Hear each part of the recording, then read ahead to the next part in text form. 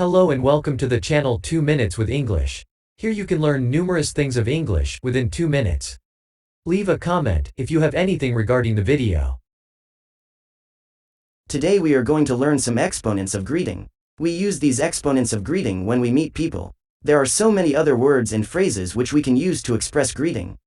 We will discuss some of them here. Here are some examples of greeting like, good morning, good afternoon, good evening, hi, hello, how are you doing, how do you do, namaste, etc. We have to use some of them wisely. According to time.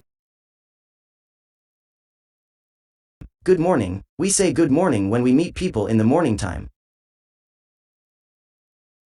Good afternoon, we say good afternoon when we meet people after the noontime. Good evening, we say good evening when we meet people in the evening time.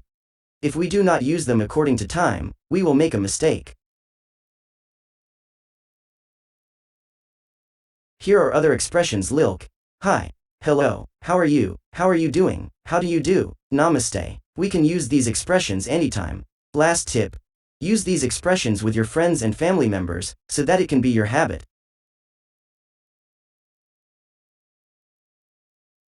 Please like, subscribe and share if you have liked it.